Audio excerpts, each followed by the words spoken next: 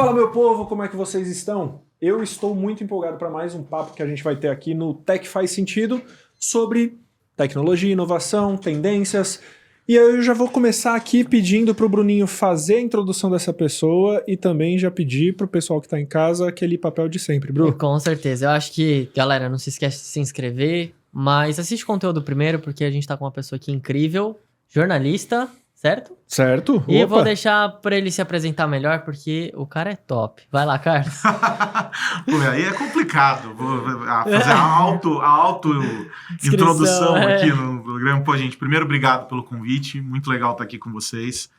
Falar sobre tecnologia é paixão, mais do que a profissão.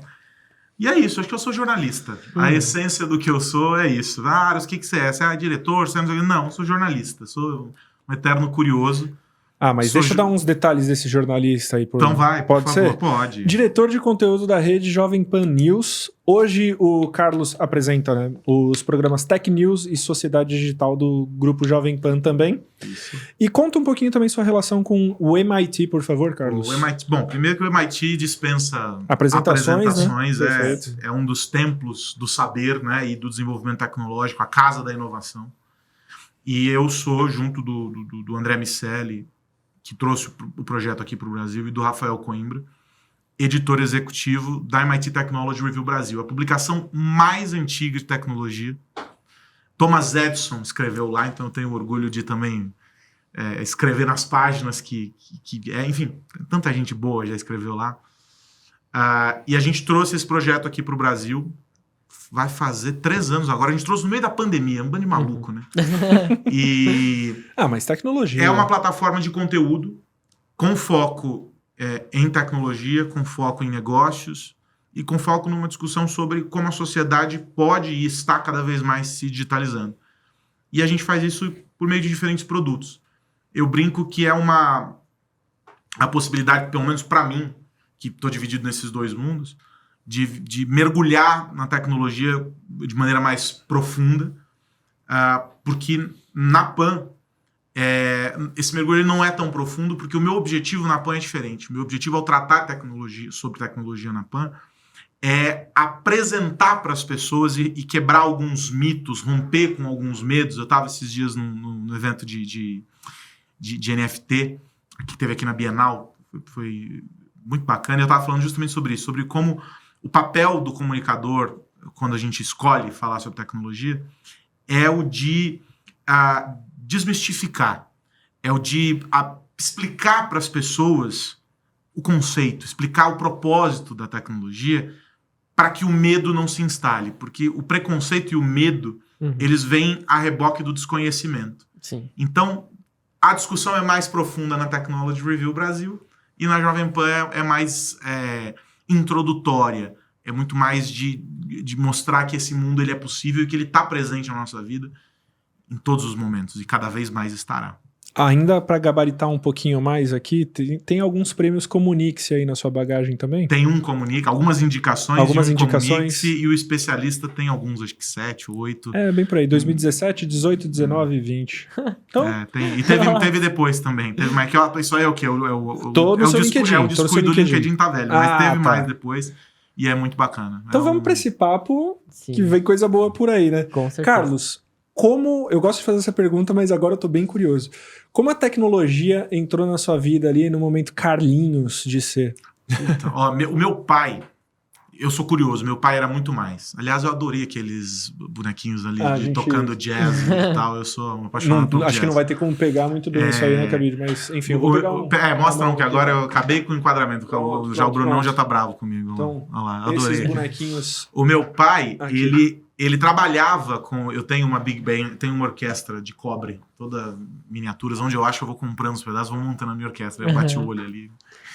O meu pai, ele era representante comercial de uma empresa que começou, em priscas eras, a trabalhar com áudio e vídeo, que se estendeu para a informática quando a gente passou a entender a computação pessoal, as empresas passaram a adotar, mas era áudio e vídeo, sabe? O 3RCA, cabo P10, né, P1 e tal, era isso. E eu lembro do meu pai levar os equipamentos para casa para testar. Para ele poder chegar no cliente, já estamos falando do começo dos anos 90, o meu pai poder explicar para os clientes, para ter essa visão de que não era só vender o produto. Meu pai tinha essa visão de que ele tinha que entender para fazer a venda consultiva ali. Então, meu pai fazia manual para os outros vendedores, para os outros caras da equipe, também saber como aquilo funcionava e poder orientar os clientes e tal. Então, desde muito cedo, eu aprendi a ver isso. Meu pai fez cursos no Senai, no Senac, desmontava computador, montava computador, placa, fazia só o diabo. Então, eu cresci com pasta térmica na mão, brincando enquanto ele estava fazendo essas coisas. Muito por hobby, muito por trabalho. Então, o mais louco de tudo é que eu poderia ter caminhado para a tecnologia sob a perspectiva do hardware. Mas não, eu fui nem pro software tanto, porque eu fiz cursos e tal, sei o básico ali e tal, programar, essa coisa, mas eu larguei isso na infância. Quando eu fui crescendo, eu fui indo cada vez mais pro conceitual da coisa.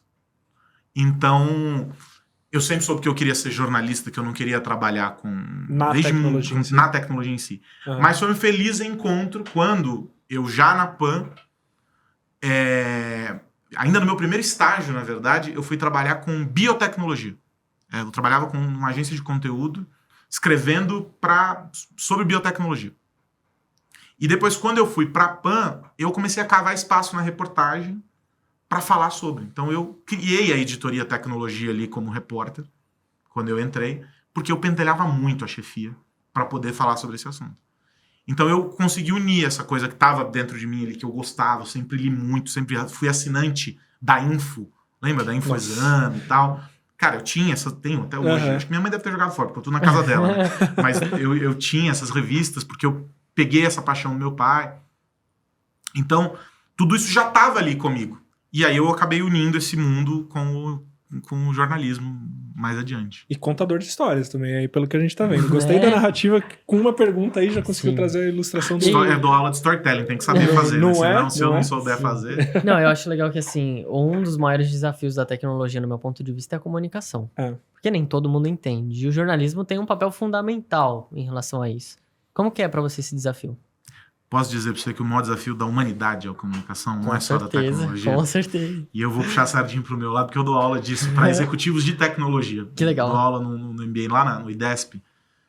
E é um troço muito louco, porque a minha primeira aula para eles, nessa pós, é sobre teorias da comunicação. Eu falo sobre, não de maneira teórica, porque para eles não é bullshit, eles não querem saber, mas eu trago isso para o universo deles.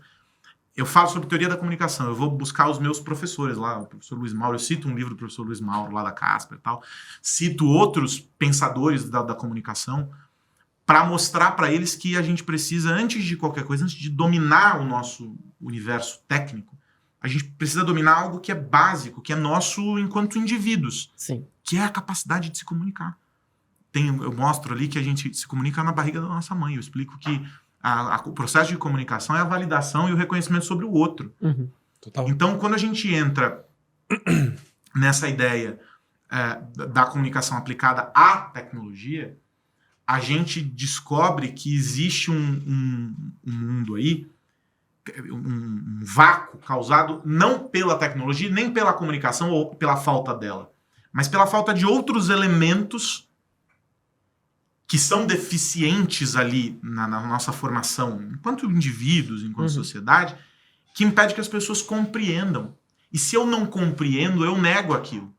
Sim. Né? Porque o que é o processo de comunicar? É eu reconhecer em você alguns valores, alguns sinais, alguns ícones ali que me fazem entendê-lo. E você faz o inverso e a gente troca esses símbolos, esses signos o tempo todo. Nós estamos fazendo isso aqui nessa conversa. O que falta quando a gente coloca a tecnologia nesse contexto? O reconhecimento desses sinais. O cara fala, o chat GPT, machine learning, sim, cloud computing, cyber security. Pô, é um bando de termo. E o cara fala assim, meu Deus. Pô, IoT. Pô, é aquela caixinha que tá dentro da tua Precisa de um sala. glossário para todos esses É a fechadura eletrônica da porta. Manja? Sim. Então, quando você começa a traduzir, entregar pro cara isso de maneira prática, a coisa funciona. A gente viu agora o lançamento da Apple. Sim. E aí todo mundo, não, porque a Apple agora deu... Tem um artigo muito bacana, alguém escreveu assim que a Apple estava dando uma segunda chance pro metaverso. Acho que foi, eu não sei se foi o Estadão, não sei se era original do Estadão, era uma tradução, enfim. Mas era o mote do artigo era esse, tipo, a Apple conseguiu mostrar para as pessoas as possibilidades do metaverso. Ninguém sabe que diabo é o metaverso. Você sair aqui na Paulista agora e perguntar, ninguém faz uma puta de uma ideia. A gente já teve vários papos aqui sobre o metaverso, e é engraçado que o metaverso ia desde, sei lá, Fortnite, ali Roblox, até coisas que você, de fato, usa o óculos, essas coisas. Porque a visão sobre metaverso muda ela é muito, né? porque ela é justamente esse o ponto da comunicação. A visão sobre metaverso se dá a partir de onde eu vejo. Sim, não é o que é, mas é de onde eu vejo. Eu tô olhando daqui, eu sou uma indústria de um determinado segmento, eu vou aplicar a ele os códigos, os valores que eu reconheço. Então o metaverso vira aquilo ali. Mas aí um ponto sobre comunicação, Carlos, porque, enfim, primeira aulinha lá de comunicação social, a gente fala que comunicação é o ato de tornar comum, enfim. E na tecnologia eu percebo que existem 3 públicos aí distintos, né? Que seria um bem técnico, digamos assim, o da área de negócios e o, como dizer, o apaixonado, o usuário ali, né? Qual o seu desafio de conseguir se comunicar para esses 3 públicos quando você fala, por exemplo, do óculos da Apple? Como você consegue fazer com que esses 3 públicos tenham uma percepção assim dos benefícios desse óculos? Eu acho que a gente tem que sempre olhar pro usuário. O usuário, ele é o começo e ele é o fim. Porque o cara que vai pensar em negócio vai vender para alguém. Ainda que esse negócio seja B2B, no final do dia, alguém lá na ponta é o usuário. B2B, alguém é o C. Alguém é o consumidor lá na ponta. Sim. Entendeu? Então, o apaixonado, ele é consumidor. Perfeito. Ele é um consumidor que domina muito mais do que outros o conhecimento técnico, mas ele é consumidor. E o que une para a gente consolidar um produto, uma solução, uma plataforma, um metaverso, qualquer coisa, é o propósito. E esse propósito não é o propósito da marca, não é o propósito do cara que criou aquela solução, não é do cara que quer vender.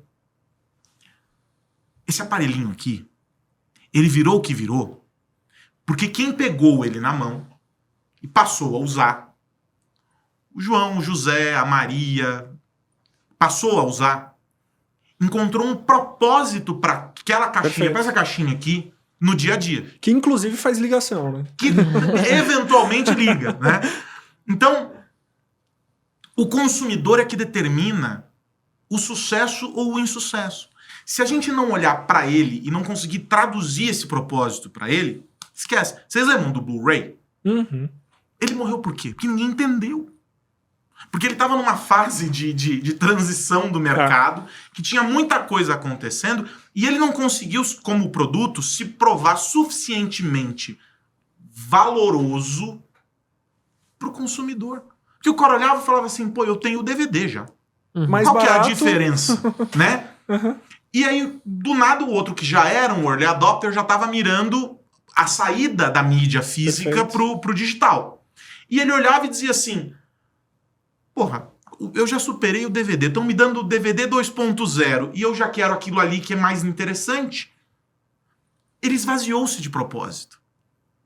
E aí, quando eu perco esse propósito, eu, consumidor, eu vou olhar para outra coisa. Então, aí eu volto no exemplo da Apple. Ah, porque o metaverso... A Apple não explicou o metaverso, primeiro que ela não vai usar esse termo, porque ele é da concorrência agora. Perfeito. Né? Começa por aí. Ela apresentou um produto, que é o negócio dela. Um produto que vai operar uma plataforma, que é o outro negócio dela. A Apple é dona de um ecossistema, aliás, dos mais eficientes que existe. Certo? Ela conseguiu mostrar para o produto o seguinte, olha, isso aqui, qualquer coisa, qualquer nome que você queira dar, eu tenho e comigo você usa desse jeito. Ela não entrou num conceito do que é.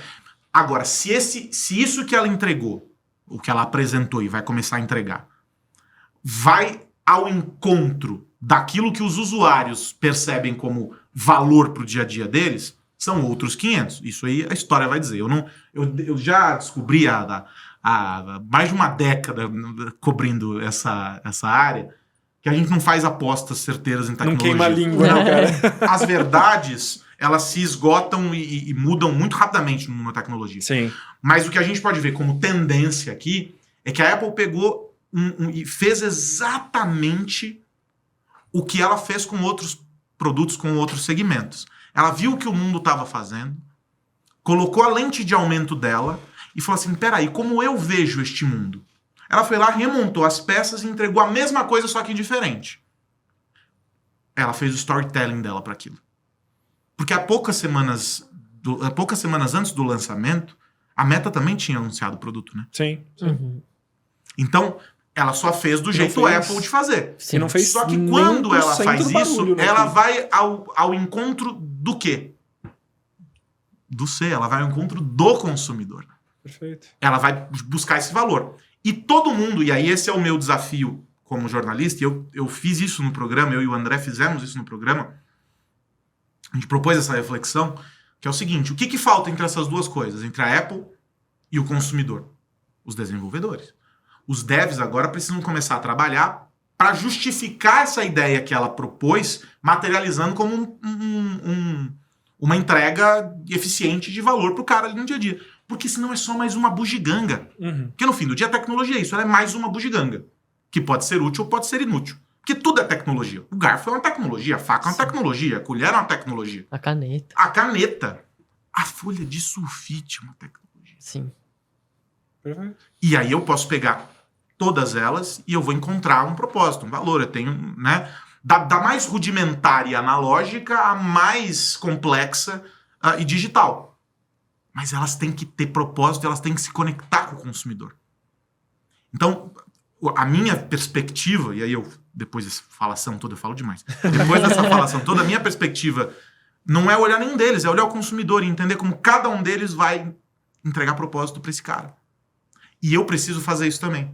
Eu preciso identificar esse anseio para poder... Há um tempo atrás eu fiz um programa, bastante tempo, falando que o celular ia morrer. Eu sustento essa tese. Ele morrerá. Mesmo com a dependência que hoje temos? Ele vai morrer. Quero ouvir. Porque o celular é tudo. É qualquer coisa hoje. Repara que a gente, à medida que o tempo passa, a gente tá cada vez mais dividindo a nossa atenção com outras telas. A gente já parou de ficar aqui, a gente começa a falar, porque você colocou o fonezinho. E você fica falando ali com a Siri, com o Google Assistente, você tem um relógio. Ele vai morrer como esse centro de controle da nossa vida integral. E ele vai passar a dividir a atenção com o restante. Perfeito. Então é uma morte quase filosófica, né? Uhum. Ela não é a morte da existência Porque em si. O ponto que eu ia te trazer é isso. Você falou, ele divide com outras telas. Mas a minha experiência, pelo menos de quem vejo ao meu redor, é de que ele é a tela principal da minha vida. Ele é a principal. Mas hoje você começa a chegar em casa e aí você tem lá a tua Alexa pendurada na parede. Uhum. Você tem ela... Eu tenho um amigo que tem... Eu tenho Alexas em vários lugares da minha casa. Mas eu tenho um amigo que tem em todos os lugares da casa. Você entra na cozinha, tem uma Alexa. Você vai... Eu tenho uma Alexa no banheiro para eu poder ouvir de manhã o Jornal da Manhã quando eu tô tomando banho. Uhum. Então, eu entro, Alexa, bom dia, quero ouvir a Jovem Pan. E, pum, ela bota o Jornal da Manhã, porque eu tava já no meu quarto acompanhando. Ele dá bom dia pra Alexa, olha só a educação com a Alexa. Eu vou acionando ela. A minha história com a Alexa não é tão boa assim, porque o André me acompanha, tem uma Alexa, e quando a gente faz reunião e às vezes eu peço algumas coisas pra ela, você não fala um obrigado, um por favor? Alexa, acende a luz. Cara, a gente podia passar horas falando sobre isso. Você sabe que tem um... Tem estudo pra tudo, né? A café faz mal, não sei o quê. Mas de algumas pessoas que começaram a identificar, uns pesquisadores começaram a identificar como comportamento, porque é sempre no imperativo. Uhum. Sim. Né? Você tá mandando, né? Você virou um senhor feudal ali, aquele é o meu feudo e eu mando você fazer se não quiser. E você passa a assumir esse como um comportamento. E aí, peraí, será que eu não deveria, então, tratá-la melhor? Porque você até xinga ela. Já xinga? Já. E isso suscita uma reflexão importante. Aí o cara, pô, agora Mas eu até já a xinguei máquina... porque ela não fez o que eu precisava. Não, ela daí o cara vai falar assim, fizesse. pô, agora feudal. até a máquina, ela tem mimimi. Mas peraí, porque esse é um comportamento que você tá replicando. Será que isso aqui não tá em outras esferas da nossa vida? A gente não tá levando para outras esferas da nossa vida? Uhum. Eu trato a máquina, pô, peraí. Ela pode acertar, ela pode errar. Sim. E tal. Isso virou um debate, isso virou uma discussão. A quantidade de pessoas que passaram a adotar de maneira violenta essa relação com a Alexa levou a campanhas de conscientização sobre isso. O Bradesco fez uma com a Bia, Sim, porque eu as vi. pessoas estavam maltratando a inteligência artificial. Olha que loucura! Sim, é verdade. Então, são comportamentos que a gente vai carregando, a máquina pode aprender com isso. Sim. ChatGPT tá aí pra não nos deixar esquecer. Eu penso muito nisso, porque assim, ao mesmo tempo que eu xingo minha Alexa, às vezes eu sento e converso com ela. Como que você tá? O que você tem pra me contar hoje? Você já assistiu aquele filme Her? Já, Nossa. mas não chego nesse Não, nível. era só pra eu saber Pelo mesmo. amor Não, de foi Deus, só não uma chega nesse curiosidade. nível, Não, mas chega o nesse filme em si eu acho maravilhoso. Me informa Não, com o filme é gato. maravilhoso, mas a É. história Sim. não é mentirosa. Sim. É um possível. Não, a gente vê casamentos com robôs, com mulher Cara, perdeu o filho de robô. Há uma indústria de customização de robôs pra companhia. Sim. Os caras pagam milhares de dólares pra escolher o companheiro ou a companheira perfeita ali. Mas é um robô, uma máquina. Uhum. Então essa relação com a máquina, ela passa a ser discutida hoje. É um troço Mas muito louco. será Vamos que não voltar pro tem celular. Eu quero concluir essa do celular. o ponto em que do momento celular. que ele morre aí na nossa vida. E pra mim é isso. A gente tá colocando cada vez mais dispositivos Uhum. e a gente tá buscando cada vez mais esse momento hands-free. Posso só fazer um ponto aí? Que Uhum. assim, você trouxe que ele é a principal tela. Pra mim, ela não é a principal, mas ela é a continuação quando eu não estou em casa. Porque, de fato, quando eu tô em casa, eu não uso celular. Eu tenho um E no computador, eu trabalho tenho você a também não televisão. usa. Você Não. usa muito pouco. Você É. transfere pra ele. Não, mas eu digo o principal pra vida. É, mas Ele- a única coisa que tem no celular é que se eu sair de casa, tudo que eu tenho em casa vai junto comigo Vai por junto causa dele. desse aparelho. Sim. Mas, por exemplo, o que eu digo, se eu for trabalhar, beleza, tô aqui trabalhando aqui, gente, mas eu tô aqui com o meu notebook. Olha que louca essa discussão. O programa foi exatamente essa discussão aqui, quando a gente fez. Porque no fim do dia, nós estamos falando sobre não a morte do dispositivo, não é o fim do dispositivo. É o fim do conceito? É o fim de uma aplicabilidade dele, como a gente conhece, para um novo padrão. Vejam que o celular, ele começou gigante. Bem grande. Era o tijolão, aquela coisa toda. Sim. Daí ele veio reduzindo. Aí a gente descobriu novas possibilidades, porque a gente não tinha como fugir daquilo. As telas foram aumentando, aí agora a gente tem o Pro não sei o quê, a tela que dobra, vira, Plus. parece um livro, né? É, Aquele o Fold. Fold. Aham. Cara, é um negócio surreal. Por que isso? Porque a gente foi colocando ali coisas que a gente precisava fazer caber. Ah, eu sou gamer. Não, pô, eu sou executivo e eu preciso ter uma visão da planilha. Não, eu sou designer e a caneta e não sei o quê. Todo mundo se encontrou ao propósito. O cara desenvolveu e foi colocando ali porque precisa estar ali. Legal. Aí a gente teve uma linha divisória. Eu tô fugindo muito do microfone, Bruno? Não, tá tudo certo, né? Minha voz é alta, vocês vão me ouvir do outro lado da Paulista. A gente tem uma linha divisória na nossa história. É a pandemia. Tá? Então tudo é pandemia, mas vamos usar ela como um marco. O que aconteceu na pandemia? Você foi pra dentro da sua casa. Perfeito. O teu celular que você usava para assistir a Netflix no metrô, ele ficou menos interessante do que a sua Smart TV. Sim. Quais dispositivos tiveram um crescimento absurdo nas vendas durante esse período? Você lembra? Cara, eu vi bastante relacionado à saúde ali. Dispositivos. Dispositivos, Computadores e tablets.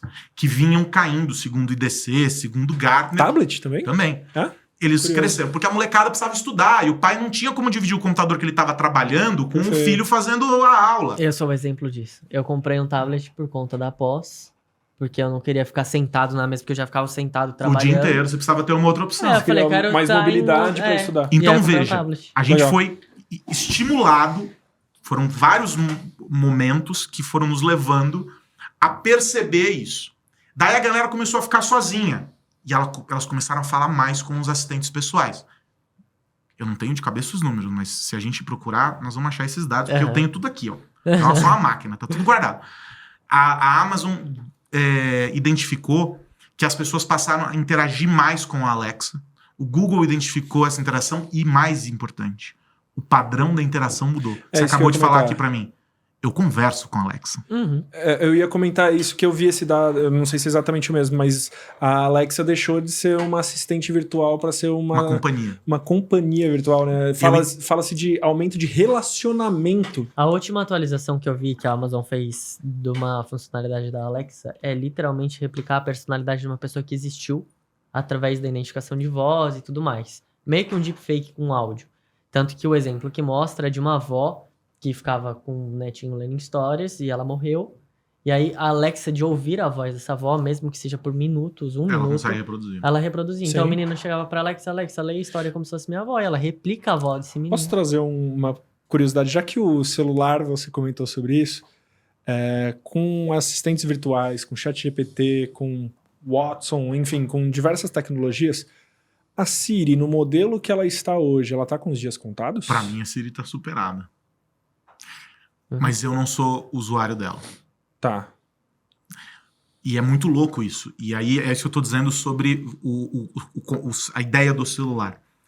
Pro cara que usa a Microsoft no trabalho, muito, a Cortana era uma relação próxima, ainda que ele não falasse com ela. Porque a Cortana teve isso, ela teve essa fase importante. A experiência de voz da Cortana não era das melhores.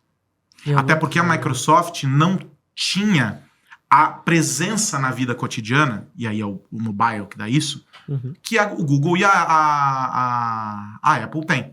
Daí o iOS e o Android tinham essa capacidade de aprender muito mais do que a Microsoft. Mas ela conseguia entregar uma experiência como assistente ali dentro do ecossistema Windows muito mais eficiente. Para o cara que só usava a Apple, era a Siri. Tanto que o cara entrava no carro, na hora que ele batia ali o comando de voz, se ele tem um iPhone, automaticamente ativa a Siri. Então era essa a presença. Para o cara que estava, a maioria esmagadora, que está no ecossistema Android, era o Google Assistente. Tanto que quando os outros estavam patinando, a assertividade do Google Assistente nas respostas era na taxa de 95%, 96%. Era altíssimo comparado à concorrência. Cara, eu tenho um grupo maior para aprender, logo eu vou ser mais eficiente nisso. É igual a Samsung, que tentou usar a Bixby, mas eu acho que nunca ninguém usou ela, porque eu desativei, essa coisa de você comprar pra testar. Sim. Eu tinha tive uma das primeiras gerações do tablet Samsung. E eu desativei a Bixby lá. E eu tinha, houve uma época que eu tinha duas linhas. Eu tinha a minha linha e eu tinha o telefone da PAN. E era um Samsung. Eu desativei a Bixby lá. Nunca consegui usar. A experiência era péssima. Horrível. Mas sabe um assistente que é interessante, que a gente tá com ele o tempo inteiro e não percebe? O da Smart TV. Você usa a Bixby se você tem TV Samsung, e você usa, eu esqueci o da LG, que é muito bom, aliás, o WebOS, que é o sistema da LG, que é muito bom.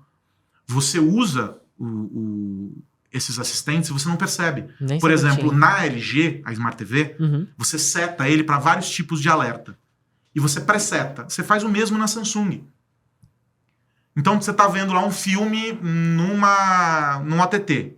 Tá lá no, sei lá, no Netflix. Ou no Amazon Prime, ou qualquer coisa. Mas tá passando o jogo do seu time. Ou tem um programa que vai começar que você quer.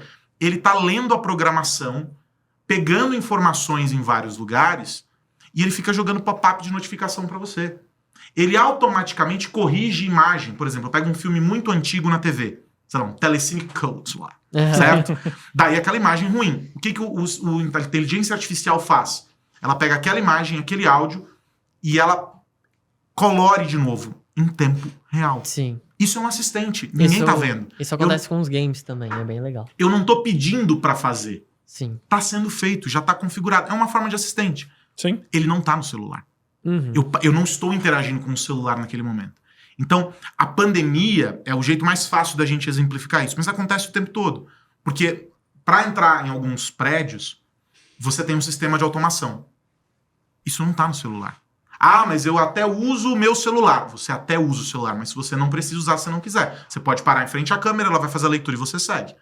Perfeito. Então, o tempo todo hoje, nós estamos interagindo com interfaces outras que nos tiram do celular, mas elas são complementares. Eu, por exemplo, eu uso Mac, iPhone, tenho iPad. Cara, a minha vida é essa, é o que você descreveu.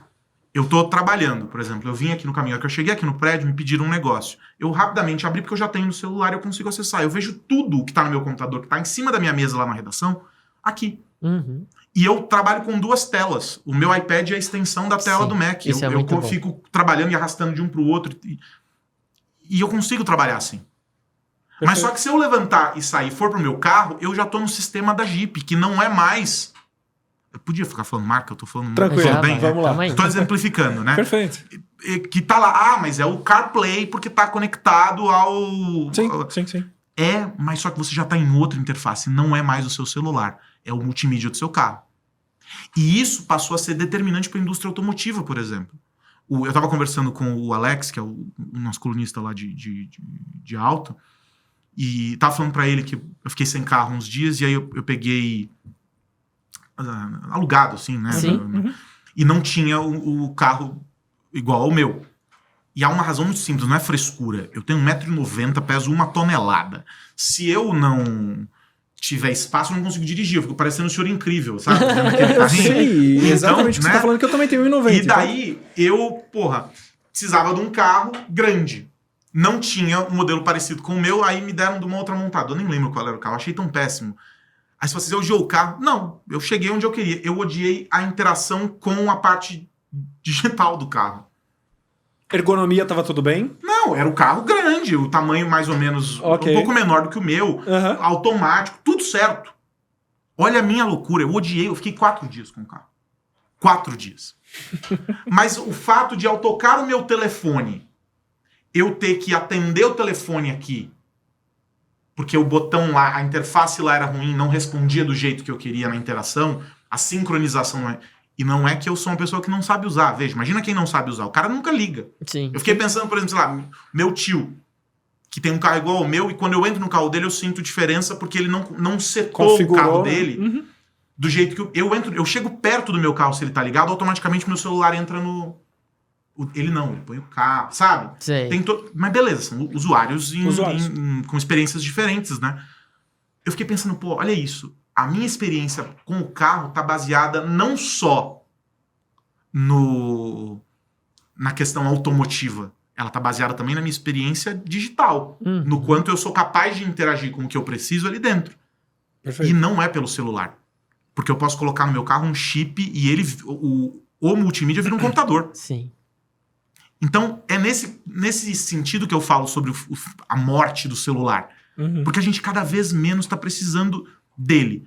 Os relógios já são autônomos. Eu não preciso, em tese, do celular para operar o smartwatch. Tá mudando a diferença de acesso ao seu celular, digamos assim, né? A necessidade de. É que nem uma das coisas que eu achei incrível no carro do meu pai. Lá ele tem um Matcross da Volkswagen. Sei. E aí lá na loja de aplicativos tem o iFood. Eu posso pedir o iFood pelo carro enquanto eu tô no trânsito pra entregar na minha casa. Você pode baixar, aqui tem a legislação, até bloqueia algumas coisas, que inclusive uma questão de segurança, mas, por exemplo, no limite você pode ter Netflix, você pode ter o que você quiser lá dentro. É igual o pode ter Tesla, banco. né? Se a gente olha o Tesla hoje, Isso. dá pra conectar um Play 4 Cara, dentro do carro. você faz a revisão do seu Tesla, né? É isso aí, tudo online. Tudo online. O que é mais louco de tudo. Isso mostra o quanto a tecnologia está presente na nossa vida e a gente ignora. Eu dou um exemplo muito bobo sobre segurança. E eu sempre dou esse exemplo e as pessoas ficam falando, puta, esse cara é maluco. Eu nunca neguei que eu não sou uma pessoa normal. Mas eu chego no lugar e se o cara pede a minha biometria, se o cara pede o meu documento, eu já fico meio assim, não gosto. Mas hoje é meio normal, tipo, você colocar no Google, você vai achar o CPF do camarada. Certo? A minha biometria não. E daí um dia eu fui num lugar que eu juro pra vocês, a recepção do prédio era uma mesinha dessas de escrivaninha, assim, parecia um computador, tinha o leitor biométrico e tinha um porteiro. Não tinha cancela, não tinha catraca no negócio. O que me levou à seguinte reflexão, e tudo isso aconteceu com uma fila enorme atrás de mim. Por que diabos você precisa da minha digital se nenhum bloqueio aqui você tem? Se basicamente você perguntar o meu nome e me falar bom dia, boa tarde ou boa noite e dizer o elevador é aquele, vai dar na mesma. Sim. O que me impediria de passar direto por ele? Só Era um com prédio, bom foi um dia? prédio aqui na Brigadeiro, eu nem lembro o que era. Acho que foi um evento de um amigo. Eu nem sei lá o que era, não me lembro. Mas aquilo me transtornou de um jeito. Porque entre eu e o que eu queria fazer, tinha a coleta da minha biometria. E eu só pensava o seguinte, algo que ninguém pensa.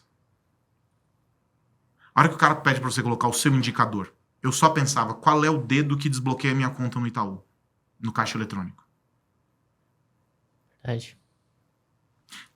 O quanto de segurança tem nesse computador que eu não sei Você não tem nem cancela eu não lá, sei né? que páginas esse porteiro ou o outro cara que tava antes dele, o outro que tava antes dele, ou o outro que tava antes dele abriu ali dentro. Qual o nível de segurança dessa plataforma? E o cara tá guardando um software que eu não faço a menor ideia qual é a minha biometria. Isso é a presença da tecnologia na nossa vida. E aí a galera compra celular e vai lá e faz o registro biométrico. E faz com máscara. Aí põe 1, 2, 3, 4, 5, 6 na senha. Aí compra os Android da vida e mete o dedão lá e põe a digital. Aí vai no banco e cadastra a mesma digital. Sim. E ninguém nunca parou pra perguntar, peraí, você efetivamente precisa dessas informações? Acho que o mais diferente é o do Bradesco, que ele pega a É a palma, palma da mão. mão e tal. É. Mas, pô, hoje tudo é registro. Por isso que a discussão sobre proteção de dados é fundamental. Sim. Por isso que você explicar para as pessoas... Cara, eu falei tanto sobre proteção de dados no programa. Porque é o seguinte, se as pessoas não entenderem que dado pessoal é tudo o que designa, o que identifica o indivíduo, elas vão continuar indiscriminadamente postando coisas na internet. E o cara só se liga do risco, olha que maluco, do que é postar indiscriminadamente coisas na internet, quando a casa dele é roubada e ele tá de férias, e aí ele se liga que ele foi roubado porque o policial fala pra ele, o senhor tava viajando, o senhor postou fotos, né? Não teve um artista agora? Teve o Ceará e a mulher dele, não? O Ceará que trabalhou com a gente na PAN, a casa deles foi roubada. Aí depois eles se ligaram, porque eles estavam postando fotos que eles estavam viajando.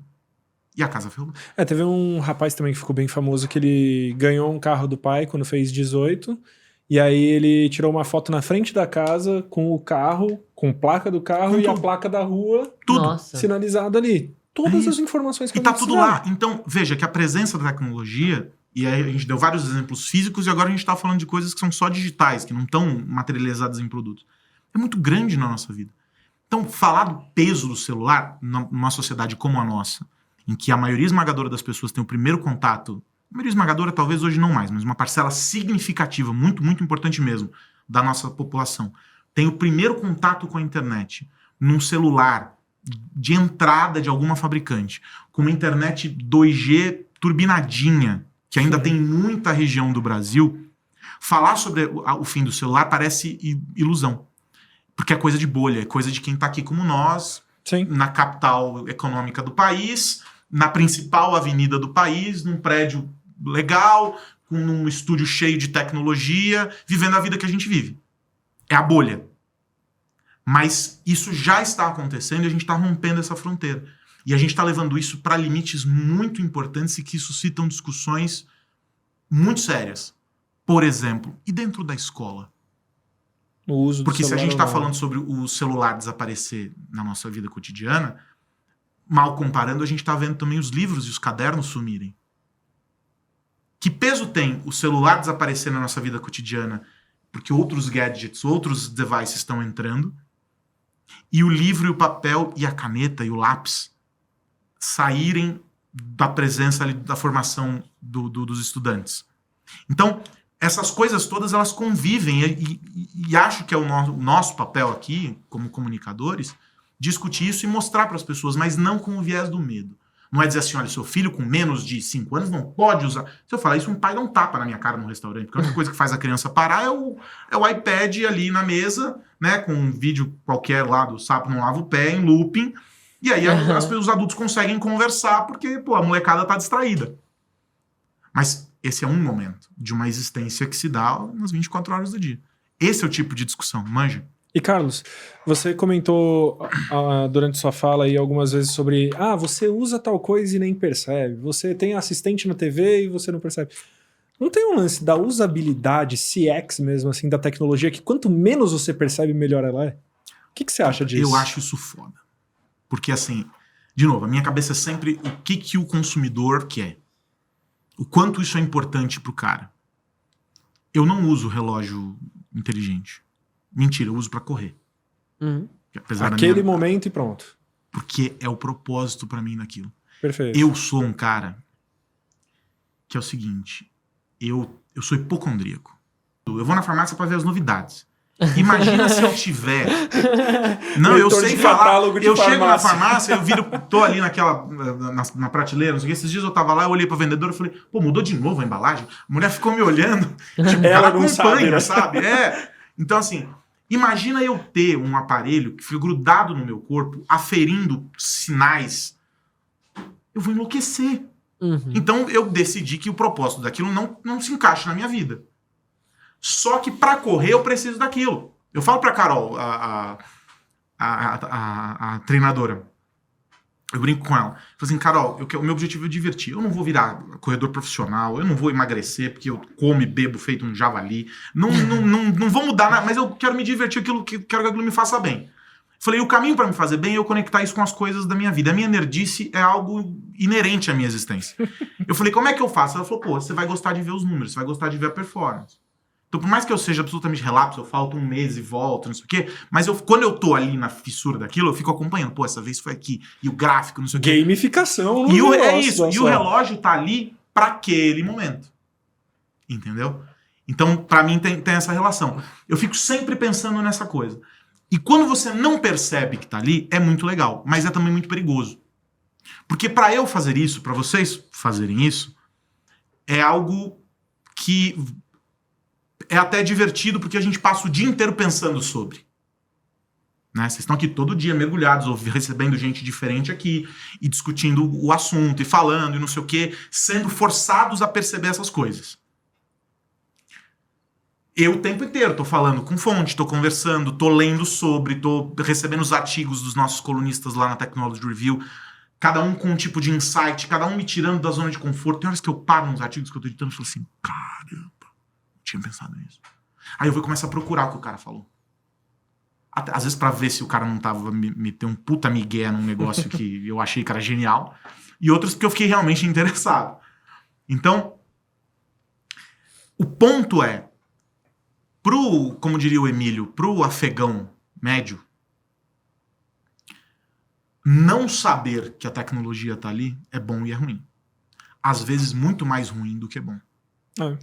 Pro cara que é heavy user, não saber é sinal de que o cara que desenvolveu é foda pra caramba. Que o cara fez de um jeito que, assim, passou nice and easy, como diria Frank Sinatra. Agora, pra minha mãe, que, pô, é uma usuária padrão, ela sabe ligar, sabe fazer funcionar e me liga quando para. Se ela não percebeu e ela tá sendo envolvida num looping de algum comportamento vicioso, de alguma coisa que é nociva, pô, isso é ruim, a tecnologia entrou num bias complicado ali. E com a IA isso é muito perigoso.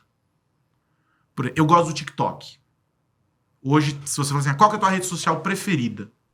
Eu acho o TikTok genial. Só que eu acho o TikTok genial e eu fico brincando com o algoritmo.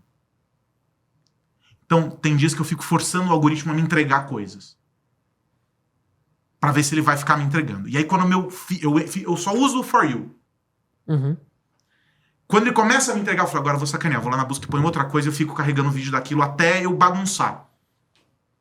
Eu não deixo ele me vencer.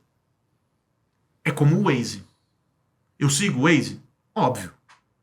Não o caminho dele. Se eu faço aquele caminho com regularidade, eu moro no país maravilhoso Moca. Melhor lugar do mundo. Meu. A Moca é o pedacinho de terra no entorno do qual isso aqui que a gente chama de São Paulo cresceu. E estragou tudo. Né? Então a Moca é aquilo ali, pô, é maravilhosa, é perfeita. Então, se eu vou pra algum lugar perto da minha casa, eu até vou colocar o Waze Pra saber se, pô, não tá travado, se teve algum acidente, não sei, pra calcular, pra alguma coisa do gênero. Mas eu não vou ficar cego naquilo. Ninguém para pra pensar que o Waze dá 3 caminhos alternativos lá quando você põe em rotas. Sim. Faça a 4ª rota. A 5ª. Mas aí eu tenho um lado de usuário de receio disso, porque, por exemplo, para ir pro trabalho eu pego nossa querida 23 de maio, quem está em São Paulo conhece, que é um corredorzão que liga Sim. norte-sul de São Travadaço. Paulo. E é uma incógnita a 23. E aí esses dias eu coloquei no Waze, inclusive foi na semana passada, né? Eu tava até comentando com o Bruno. Fez um caminho que eu nunca ia imaginar, porque, enfim, começou a cortar, eu falei, cara, pra onde isso tá me levando? Do nada voltou muito mais na frente da 23 e eu jamais imaginaria. E aí você fala pra mim, cria a 4ª rota. Porém, na minha cabeça já é, São Paulo está trânsito, se o Waze está criando esse caminho maluco, é porque todas as rotas possíveis estão paradas. E aí eu caio... Daí eu vou perturbar a sua cabeça. Você já reparou que tem muito taxista usando o Waze? Sim. Taxista anda por onde? Sim. Pelo corredor. O algoritmo, então... Tá enganando. É um fator. Tem outros zilhões de fatores. Não tô esse é o dizendo que o ponto. Waze vai errar. Ele não vai. Mas é esse Porque o ponto. ele trabalha com estatística. É um Isso. outro padrão. O que eu tô propondo é o seguinte. O Waze é um exemplo da nossa vida. Sim. É como assistir vídeo no 2 vezes. Eu tenho ódio disso. Eu Quem também. ouve o WhatsApp no 2 vezes... Eu também. Pô, se você não pode parar pra durante 30 segundos ouvir o que alguém quer te dizer, eu bato uma aposta. Assiste ao filme no 2 vezes lá no Netflix. E depois nós vamos sentar e nós vamos discutir o filme. É impossível. Não vai. Não vai Não ter vai. discussão. Não vai. Então, assim, não vem me dizer que porque a tecnologia te entregou aquilo, você tem que abraçar e você vai falar assim, pô, não, legal, o Waze me dá o melhor caminho. Ele te dá um caminho possível. O mundo é cheio de opções. Porque talvez naquele pedacinho... Uma vez eu fiz uma matéria, porque um ouvinte, na época não tinha YouTube, não tinha TV, não tinha nada. Um ouvinte mandou um e-mail pra mim reclamando que o Waze estava jogando, no começo, do Waze, estava jogando ele numa ponte, eu vou lembrar o nome da bendita da ponte, estava sendo construída lá na Marginal Pinheiros, lá longe. Eu fui com o carro da reportagem até lá, num dia que eu estava numa outra pauta. Pedi para um motorista desviar, a gente tinha na época as viaturas da planta e tal, tinha sempre um motorista com cada repórter. E aí, pô, fui até lá, vi o que era, pum, bati uma foto. Voltei pra redação. Era na gringa ainda. Mandei um e-mail pros caras, me respondeu o líder de comunidades deles. O cara falou assim, ó, muito obrigado por isso, nós vamos corrigir o mapa. Por quê? Porque eles já estavam considerando aquele desvio como se ele fosse o caminho, só que era um desvio de uma alternativa porque a ponte estava comendo um pedaço da faixa. Sim. Ah, isso melhorou muito de lá pra cá? Óbvio. Sim. Mas só que eu não posso entender aquilo como fim. Porque se a gente assumir que o ChatGPT é o fim, se a gente assumir que o Waze é o fim, se eu assumir que todas essas ferramentas, que o Google Drive é o fim, eu tô assumindo que eu não preciso de mais nada. A tecnologia, ela é o meio. Então, quando eu digo assim, faça a sua 4ª rota, né, o seu 4º trajeto, é nesse sentido de, pô, peraí, reflita sobre, não se entregue. Porque senão você torna refém daquilo que deveria ser suporte para você ser melhor. Manja, eu falei da história dos insights dos artigos, o Fernando Teixeira escreveu um artigo pra gente que vai subir por esses dias no nosso site, na Tech Review, falando sobre o ChatGPT. E, pô, ele faz uma reflexão muito bacana e ele vai citando exemplos de várias indústrias que foram sendo transformadas pela tecnologia. E daí ele fala de um negócio muito simples, ele diz assim, cara, quando o Excel foi lançado, mais de 2 milhões de profissionais começaram a perder emprego nos Estados Unidos. Eram os caras que imputavam dados e faziam cálculos dentro do serviço de faturamento, de planejamento das empresas. É tipo um contador lá, sei lá, não vou lembrar o nome da função. Porque a tabela fazia a conta que o cara passava um mês fazendo, ela fazia em 2 cliques. Isso representou o fim para essas pessoas? Não. Porque hoje a gente tem analista financeiro, a gente tem estrategista, a gente tem BI, e esses caras usam o quê? Eles deram um salto. Se a gente tivesse impedido a luz elétrica de chegar, nós íamos estar onde hoje? Só que a luz elétrica não foi o fim, ela foi o meio para que a gente alcançasse outra coisa, que também não virou fim. Ela virou o meio e daí por diante. O meu lance com o Waze, a minha briga com o Waze é essa. E eu brigo mesmo, ele enlouquece. Ele fica o tempo inteiro no carro assim, recalculando rota. Eu não gosto de seguir o Waze, pra ser bem sincero, pra esses caminhos óbvios, assim. Aliás, tem um lance meu, assim, de, cara... Por exemplo, minha namorada mora a 33 quilômetros de mim. E toda vez que eu vou pra casa dela, eu gosto de mudar. É quase um relacionamento à distância. É quase isso. Né? E aí eu gosto de, toda vez que eu vou pra lá, cara, nem que seja mudar uma rua antes, uma depois, Pra alguma você coisa do tipo. aprendendo, E quebrar um pouco aquela rotinona mesmo, assim, sabe? Mas, quando tá trânsito, eu falo, cara, hoje eu vou obedecer o E Waze. beleza, e tá tudo certo. Mas aí você faz o quê? Você olha o mapinha inteiro. É isso. Você vê se no meio do caminho que ele tá colocando... O meu ponto é, você pode aceitar? Óbvio que pode. Eu tô aqui, tô cagando regra, né? Tipo, você faz o que você quiser da sua vida. Mas o meu ponto, e é pessoal, é uma coisa que eu adoto pra mim mesmo. Tipo, será que eu não vou aprender alguma coisa com isso? Uhum. Será que, de repente, se eu virar uma rua antes, eu também não tô quebrando o algoritmo e mostrando pra ele que alguma coisa é possível? Esses dias eu fui numa reunião, lá na 23, Vila Mariana, ali pra cima, pra trás ali do parque. Uhum. E daí tava trânsito pra voltar, não sei o que, e ele tava me mandando insistir no 23 pra dar a volta ali, Pedro Álvares Cabral, sair no Ibirapuera e subir de volta pra Paulista. Uhum. Cara, eu falei, não vou por aqui. Aí eu entrei, passei por debaixo da 23, voltei por dentro, de repente, eu fiz assim, recalculou. Eu ganhei 5 minutos no tempo porque eu simplesmente questionei. Podia ter aumentado em 10 minutos? Podia. Mas aí é uma escolha. Sim. A gente aposta. E tudo isso é esse processo de aprendizado. Por exemplo, eu preciso deixar a Siri configurada? Não. Eu preciso não saber os números de telefone das pessoas? Hoje aposto que estamos 5 pessoas aqui dentro. Se eu perguntar 3 nomes na tua agenda, você não vai falar o número da pessoa pra mim? Ah, eu sei. Eu também. Dos meus pais, principalmente. Muito. Antes a gente Eu sabia sei de tudo. amigos. É. Eu sei de amigos. 32537374. Esse era o telefone do ouvinte na Jovem Pan. Nossa. Caramba. Só que hoje, se você me perguntar o telefone de um amigo muito próximo, eu não sei porque tá na agenda. E às vezes a isso gente que eu ia nem usa comentar. porque tem WhatsApp. Eu ia falar, eu sei de alguns amigos que não sei o que, mas são amigos de um tempo atrás. Porque que eu a gente... decorei lá Então, atrás. eu tenho amigos que eu falava muito quando não tinha celular, isso aqui eu memorizava o telefone da casa do cara. Sim. Então hoje eu sei o telefone da casa deles, que nem é mais dele, é dos pais deles. Uhum. Porque ficaram na minha cabeça. Mas os deles mesmo, É. que eles... Não sei. Por quê? Porque a gente vai se acostumando. É uma preguiça mental. Sim. Tipo, é natural esse processo. Então, o exercício todo é... Como é que eu forço a mão contrária disso?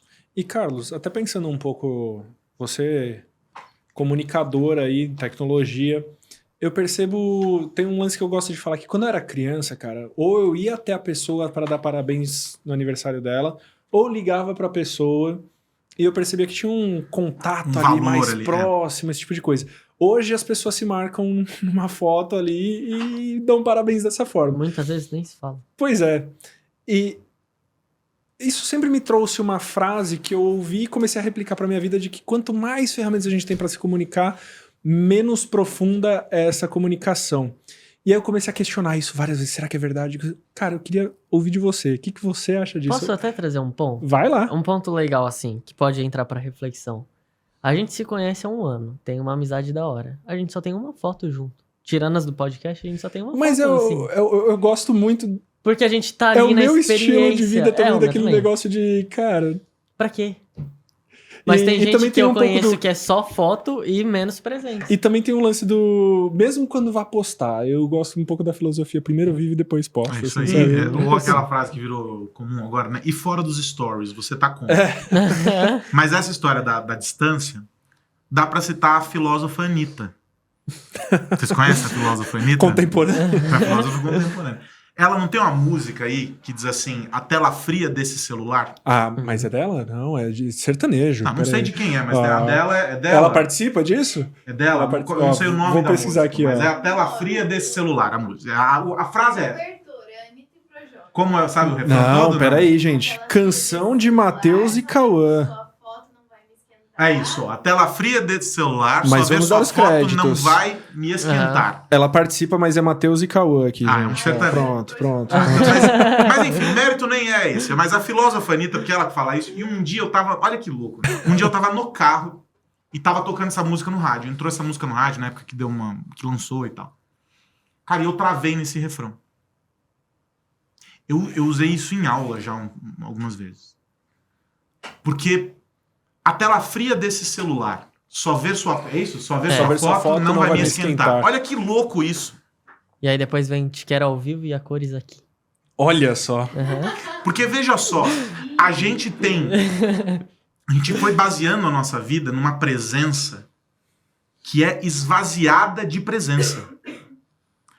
Porque às vezes você tá falando com a pessoa desde 5 horas da manhã, pelo WhatsApp. Quando você vê a pessoa pessoalmente ali, olho no olho, que se encontrou, você não dá nem oi. Você continua falando como se aquilo já tivesse existido. O famoso dormiu comigo, né? Que a gente falava antigamente. A gente acha que entrar lá no perfil e fazer um post de feliz aniversário... Porra, a gente acha que porque você manda o bom dia no grupo da família, tá tudo bem. A gente acha que porque a gente tá vendo o que as pessoas estão postando, a gente tá sabendo o que tá acontecendo com elas. E a nossa vida, tanto a vida física quanto a vida digital, e hoje não existe mais uma linha que divida essas duas, e aí a gente pode entrar num bagulho muito louco de conceito chamado cibridismo, e a gente começa a viajar nas coisas todas, mas vamos ficar no popular aqui. Não há mais, sob qualquer ótica, não há mais distinção entre esses dois universos. Mas esses dois universos, eles são carregados de valores, eles são carregados de sentimentos, uma série de coisas. E daí vem aquela história do, o cara tá bravo comigo, ele respondeu ok no WhatsApp. Será que ele tá bravo? Ou você leu com a braveza que não tava ali? Eu acho engraçado que eu converso com minha avó, da época dela e tudo mais, e ela falava que meu avô ficava bravo com ela quando ela ia pro bailinho e dançava com outro menino. Hoje a gente fica bravo se você vê um story, se você curte uma foto. E olha a diferença, você não teve nem contato físico com uma pessoa, né? É bizarro. E relações que nascem e morrem no meio digital. Uhum. Mas a gente tem um outro lance que pra mim, essa história da tela fria desse celular é muito bom, que foi de uma conversa com o professor Samitiba. Ó, muito tempo. Uma entrevista que eu fiz pro começo do meu programa na PAN. E a gente falava sobre a vida é experiência. A vida é uma coleção de experiências que a gente vai tendo. E daí a gente discutia qual é o impacto naquela época. Estamos falando aí de, sei lá, mais de 10 anos essa conversa. Qual é o impacto da tecnologia para a formação de um indivíduo? E formação no sentido mais amplo, formação de caráter, de tudo. E daí ele falou o seguinte para mim, ele falou, olha, talvez a gente só consiga materializar isso daqui a X tempo. Infelizmente, ele morreu antes de a gente poder voltar até essa conversa. Mas ele trouxe para mim uma imagem. Antes, como é que você forjava a sua personalidade? Sei lá, um menino. Você ia jogar bola na rua com os amigos, no asfalto.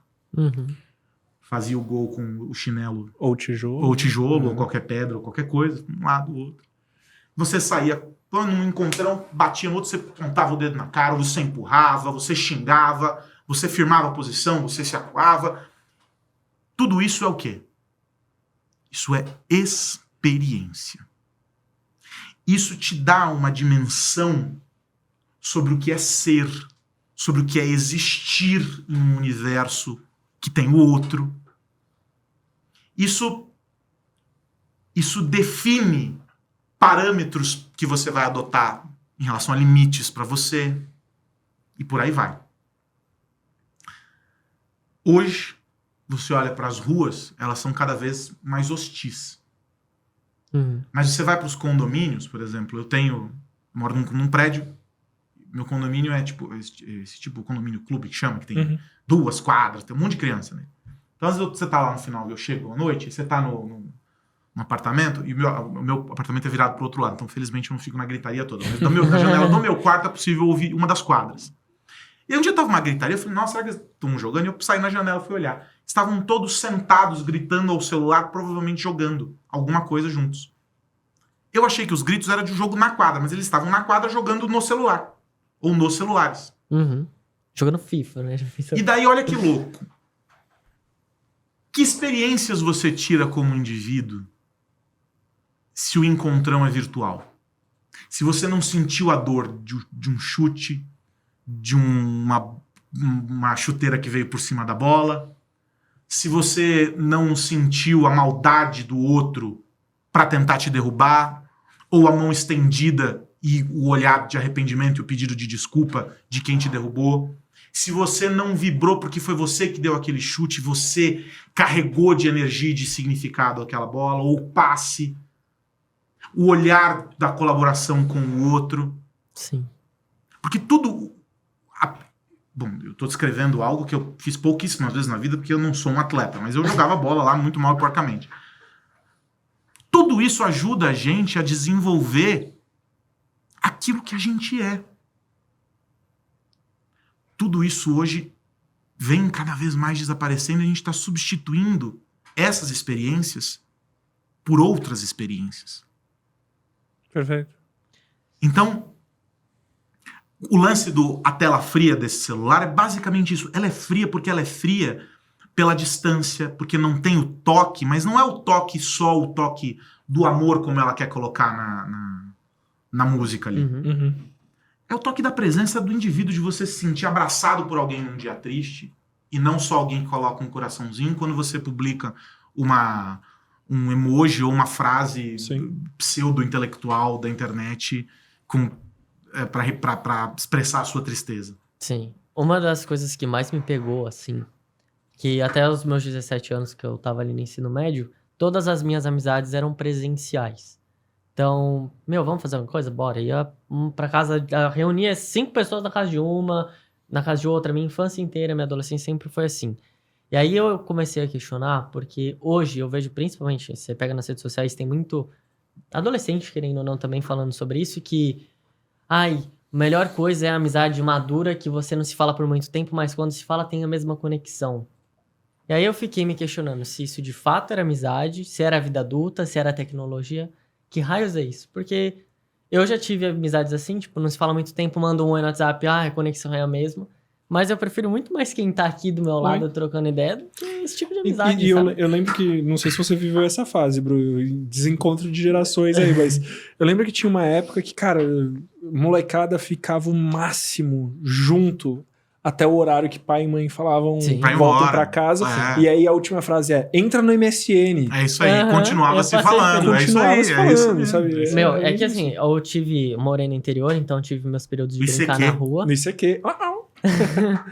E depois eu tive meu momento de prédio. E no prédio, a gente, assim, os pais chamavam, ligavam no interfone lá do parquinho pra subir. A gente ficava até o pai descer. Quando descia, é que não dava mais pra ficar lá. Mas olha que louco. De novo, aqui é aquela história de onde você vê. Uhum. Sim, porque completamente. As experiências que você carrega... Por isso que eu acho que não existe o certo e o errado. Uhum. A gente vai estar aprendendo, a gente está descobrindo dia a dia o que é isso. Porque para algumas... E cada indivíduo percebe, né? Tem aquela história, tem aquele livro lá, As Linguagens do Amor e tal, do psicólogo, não sei o que. Cada pessoa expressa o sentimento e consegue compreender de maneiras diferentes. E uma não é certa, a outra não é errada. Elas são só diferentes. Curiosidades, falamos desse livro no almoço. Como é que é? Falamos sobre esse livro no almoço. É verdade. E cada um... E aí vem a comunicação nesse ponto, né? O grande exercício é a gente conseguir entender como uma maneira de expressar e uma maneira de entender se conectam com o outro de expressar e de entender e você fazer o match ali. Uhum. Então, talvez a gente ainda conviva por muito tempo com uma geração cuja presença física é condicionante para se manter uma relação viva. Talvez a gente vá encontrar grupos em que não ver por muito tempo, mas se falar recorrentemente pela internet seja o suficiente. Já tem o famoso web namoro. E essas variações disso. Uhum. Porque as relações humanas, elas são muito complexas. Sim. Muito mesmo. Mas daí a gente vai buscando esses caminhos. eu acho que no meio disso tudo, o que eu, pelo menos para mim, não quero que aconteça, é que eu me torne refém de um meio, de uma tecnologia, para qualquer outra questão da minha vida. Ela tem que ser sempre um braço de apoio, tem que estar a serviço de, Uhum. pra gente poder fazer isso funcionar. Sim. Então, o WhatsApp é importante porque, pô, eu falo com gente, tem um grupo de amigos que, pô, da faculdade. Pô, um tá morando não sei aonde, o outro tá trabalhando não sei o quê, cada um num canto, e a gente se fala ainda, a gente se permite estar junto por ali. Uhum. E, eventualmente, quando dá, a gente marca um bar e, pô, um Sim. veio um mora na Europa, o outro mora... E a gente se encontra. E tá tudo bem. Sim. Mas tem coisas que são ainda insubstituíveis e que a gente precisa. E aí vem um lance interessante dessa história do a tela fria. De novo, a pandemia. As pessoas perceberam aquilo que o filósofo já falou, que nenhum homem é uma ilha. Que, ok, estar sozinho, mas que estar sozinho por muito tempo e quando não é uma escolha sua, é ruim. Sim. E daí você vai buscando essa reconexão. A gente teve esse processo, as pessoas presas, isoladas, e aí, pô, aniversário pelo Zoom, o primeiro é legal. Porque ele é diferente. É. Cara, eu participei de uma festa de confraternização de final de ano por uma outra empresa que eu comento. Levaram o Dave Navarro, guitarrista do Chili Peppers lá, né? E foi um baita de um show que não sei quem me perguntou. E aí, como é que foi, cara? Eu toco, tenho banda e tudo, né? Então, e aí, como é que foi? Gosto muito de Chili Peppers. Falei, foi um vídeo no YouTube, cara. É isso aí. Eu assisti um vídeo. Sim. Então, Um vídeo no YouTube. olha que loucura. A gente viveu esse momento desse isolamento e tal, mas a gente descobriu que era importante ter essa conexão, esse reencontro. Porque o ser humano precisa disso, essencialmente. Uhum. Então, a gente fica oscilando entre esses dois mundos. Mas eu acho que o que pega mesmo é a gente conseguir trabalhar isso de maneira consciente. Porque a nossa vida é tão corrida, a gente recebe tanto estímulo, é notificação o tempo inteiro, é compromisso, é isso e aquilo, que as coisas vão entrando um pouco no automático. E esse automático é problema. Porque a gente esquece aquilo que verdadeiramente é importante. Porque é mais fácil eu mandar um oi no WhatsApp, responder o emoji lá do bom dia no grupo da família, do que eu marcar um almoço e todo mundo se encontrar, ou fazer um churrasco e todo mundo se encontrar. Para os relacionamentos, a mesma coisa. Então, relacionamentos entre casais, né? Não Sim. só amigos e tal. A mesma coisa.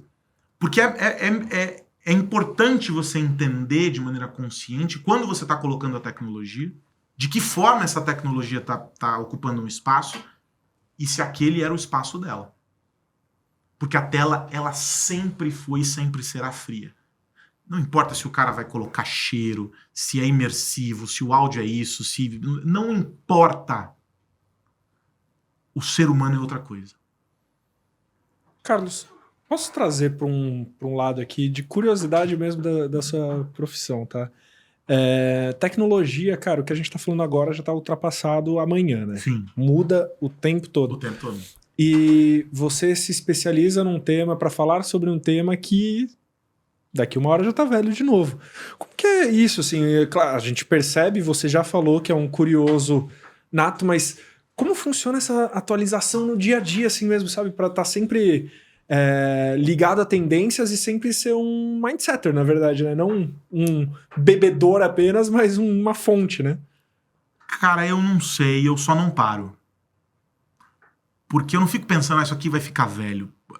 Por exemplo, se você olhar agora o meu e-mail aqui, olha que loucura.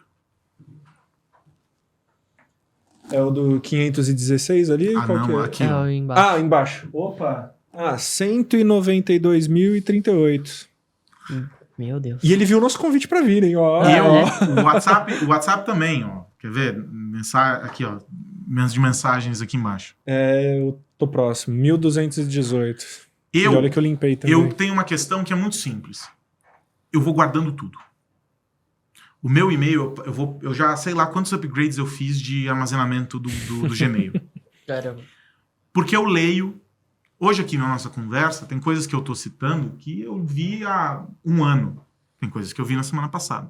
Eu citei a conversa com o Isamitiba de Mais de 10 anos. mais de 10 anos. Uhum. Tudo é repertório. E eu acho que o grande ponto é a nossa capacidade de concatenar as coisas e dar sentido a elas dentro de um processo de evolução e de desenvolvimento e de crescimento. Uhum. Então, não é porque mudou que o que era antes perdeu o valor. Ele foi importante para nos justificar dentro de um tempo e espaço. Então, para a gente hoje poder falar sobre chat GPT, a gente precisa falar de Watson e de como o Watson foi importante dentro de um determinado momento da pesquisa, de como a Microsoft lá atrás... Pô, e você vem trazendo cada uma dessas coisas. Sim. E nós vamos buscar a Ada Lovelace lá atrás. Nós vamos buscar Alan Turing. E não é porque a gente evoluiu que o que estava antes perdeu sentido. É repertório. Eu penso as coisas tipo o gato Félix, que tem a malinha. Félix. Uhum. Eu vou jogando tudo ali dentro. Porque em algum momento, alguém vai falar alguma coisa, peraí. Abro, pum. Eu tenho isso aqui no repertório. E a gente vai se atualizando. E aí, olhando para esse repertório todo, aí eu quero dar uma olhada para futuro também. Do que você pesquisa, do que você ouve, de movimentações agora, principalmente com o IA. Você citou pandemia ali, que foi um período de mais, digamos assim, experiências, né? Por estar cada um na sua bolha. Mas olhando daqui para frente, o que você vê aí como grandes tendências de tecnologia? Claro, você já deixou aí pra gente que não é de fazer as apostas e tudo mais, Não, mas... eu não acho como uma aposta. Eu acho que mesmo como uma curiosidade. Vou trocar a palavra. Eu estava discutindo esses dias isso por força do trabalho. A gente estava falando sobre distribuição de conteúdo. Porque as pessoas consomem aqui, olhando a audiência, etc. E aí às vezes você olha um indicador e fala assim, pô, em tal plataforma o conteúdo foi assim, na outra ele está crescendo, mas aí oscilou, tal, não sei o quê. É entender o indivíduo dentro desse processo. Eu acho que as pessoas elas estão ficando mais conscientes do que a gente vive, do ponto de vista tecnológico. Sim. As pessoas estão ficando mais criteriosas nesse processo de uso da tecnologia. Você vai subindo o sarrafo, você vai entregando mais, o cara vai aprendendo, aquilo que é bom, ele vai puxando, ele vai trazendo. Eu vi só fazendo uma referência, desculpa te cortar em relação a isso, que eu vi esses dias a galera discutindo sobre o CGI dos cinemas. Sim. Ele tá ficando pior ou a gente que se acostumou com o bom e quando a gente vê uma coisa intermediária a gente já não gosta mais? É isso. É muito esse lado. Porque aí você fala assim, poxa, eu antes tinha um smartphone que fazia tal coisa, agora o smartphone faz isso. Eu não quero mais aquele lá. Sim. Pô, antes eu tinha uma televisão, não sei o quê.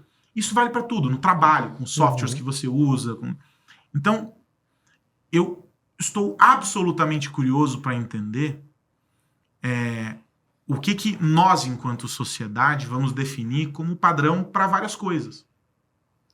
E como a indústria vai solucionar alguns desafios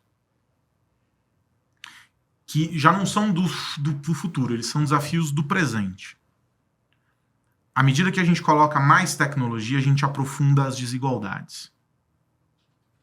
Então, eu acho que o grande desafio da indústria tech hoje eu estou entregando muito para muita gente, mas muita gente está sem. Sim. Como é que eu boto esses caras minimamente no mesmo compasso? Porque aprofundar desigualdades também é muito ruim. Uhum. Então, a gente tem modelos, a gente publicou esses dias um artigo, a gente fez até um podcast sobre isso na TR. Escolas nos Estados Unidos que ensinam linguagem de programação e já adotando isso como uma referência para o cara na formação acadêmica, para o cara... Mas são algumas escolas de elite. E o cara que não tem acesso a isso? Sim. Então, para mim, a grande discussão hoje é como é que a tecnologia está chegando, como é que as pessoas estão recebendo ela e como as pessoas vão ser incluídas nesse processo de decisão sobre aquilo que está na mão delas. Porque a gente fala, porque o chat GPT está melhorando a performance de muita gente. Uhum. Porque se o cara não tinha acesso a um conteúdo X, o cara vai lá e bota no chat GPT, ele parece um gênio. Não, ele não é um gênio, ele só soube usar a tecnologia em benefício daquilo que ele precisa. Em compensação, tem gente que não entendeu que aí tá fora, tá à margem, que o cara sequer sabe escrever, o cara não tem internet. Uhum. Então, o grande desafio tá, como é que a gente combate o bias, como é que a gente combate essas desigualdades e como é que a gente insere a tecnologia num contexto que é basicamente tudo que a gente conversou aqui, né? Em que ela não é fim, mas que ela é meio. A gente assume muitas coisas como categóricas, do tipo tantos milhões de empregos serão... Não é uma relação desse para esse. Eu não botei isso aqui e esse aqui desaparece. Não funciona assim. Porque o mundo ele não é Linear. desse tanto linear. Aqui em São Paulo, talvez a chegada de um item derrube 10 mil empregos. Mas talvez lá no interior do sertão, nada aconteceu, nada mudou. Porque a prioridade do cara, a preocupação do cara é outra. Então, eu acho que o grande desafio da indústria hoje é entender como é que a tecnologia está chegando para essas pessoas. E a nossa discussão ela é mais do que regulamentação, mais do que definir se a empresa X tem o poder sobre tal coisa, é muito mais do que isso. A nossa discussão é como é que a tecnologia chega nas pessoas e de que maneira nós estamos impactando e transformando vidas. Você não acha que isso entra um pouco no que é tecnologia? Porque para pensar no seguinte, assim, quando você pergunta, a maioria das pessoas respondem o que é tecnologia, fala que é uma forma de gerar acessibilidade, é um facilitador, mas se a gente parar para pensar em contexto histórico, a tecnologia aparece na Revolução Industrial e desfavoreceu muita gente, favoreceu muitos, mas por isso tem as desigualdades. É um caminho. Então, eu vejo mais no que é a tecnologia de fato, que a gente às vezes nem consegue Não trazer consegue. esse conceito, do que como ela impacta em alguém, sabe? Não sei se faz acho sentido que a minha lógica pra vocês. até no começo da fala do Carlos ali, ele trouxe, né? O garfo Sim. é tecnologia, né? Exato. Eu acho que o fogo era tecnologia, Sim. então a definição de tecnologia, acho que a gente não consegue chegar num conceito... Não, eu único, acho né? a tecnologia é uma coisa. Mas se você for pegar, ela pode ser um objeto, mas hoje a gente já vive numa realidade em que a tecnologia está se materializando no abstrato. É a própria ideia do metaverso. Pô, uma marca vai lá, ela lança um tênis que não existe numa loja para você comprar, mas que você pode ter, pagando às vezes mais do que você pagaria em um para você calçar. Mas que você só vai ter como um item de uma skin, como se fosse um jogo. Poxa, peraí. Então, no fim do dia, a tecnologia ela é qualquer coisa. Porque tecnologia ela é educação, tecnologia é saúde, tecnologia é economia, tecnologia é mobilidade. Tecnologia ela é suporte, ela é condicionante para o desenvolvimento das pessoas. Tecnologia é o caminho que a gente encontra para produzir um produto, para cuidar de alguém, para se comunicar, Tecnologia é o meio do caminho. Sim. Porque daí quando você define dessa maneira, você entende onde incluir, onde inseri-la. O nosso grande ponto, e por isso que eu estou dizendo que, para mim, mais do que uma tendência tecnológica, é o impacto de tudo isso que a gente está vendo. Porque nessa história de ligar os pontos, se a gente pegar, sei lá, os últimos 30 anos, a gente vai colecionando checkpoints de coisas, hein? Atenção à palavra. Que foram sendo colocadas no nosso cotidiano, no nosso vocabulário, coisas que a gente fala, mas não vê, coisas que a gente usa, mas não sabe, que foram sendo inseridas. Cada uma delas, conectada à outra, como se fosse um joguinho de ligar os pontos, nos trouxe a 2023. Porque o ChatGPT não seria possível se lá atrás nós não tivéssemos criado um repositório chamado Web. Que posteriormente foi organizado e aí algumas empresas, como o Google, indexaram isso. E aí você encontra. E esse padrão foi adotado. E essa lógica de busca foi implantada. A gente evoluiu esse momento da web e a gente passou a fazer com que de um para muitos fosse muitos para muitos. As pessoas produzindo, gerando informações. Sim. A maior empresa de mídia do mundo não gera uma vírgula de conteúdo. O Google não tem nada que seja dele. Sim. O Facebook não tem nada que seja dele. Spotify não tem nada que seja dele. A Uber nem tem carro? A Uber não tem carro. E Olha aí- que e aí loucura. volta- E daí a gente vive esse contexto em que são coisas agrupadas que nos levam a um estado de coisas, ou de experiências, ou de vivências, que geram impacto. Então, o cara fala assim, pô, a Uber vai acabar com o táxi. Não acabou. Não, mas não acabou porque a regulamentação não. Ela não acabou porque ela não acabaria de jeito nenhum. Sim. Inclusive agregou, né? Se a gente olhar em Nova York, por exemplo, tem táxi dentro do aplicativo. E aí a gente diz assim, porque as criptomoedas... Esqueça a criptomoeda. A criptomoeda é a ponta.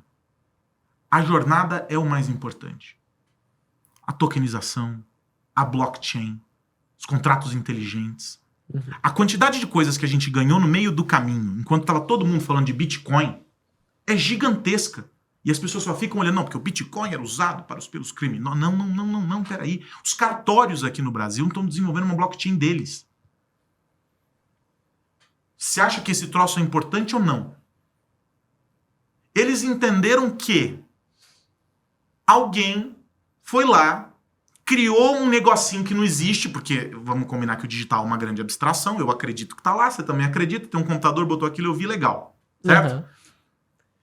Criou um negócio que faz exatamente aquilo que há séculos eles fazem, que é dar fé de que uma transação aconteceu. De que eu passei o meu carro para você, de que eu tenho uma relação X com... Sim. A plataforma faz isso. Os caras falam, peraí, eu não posso ficar para trás.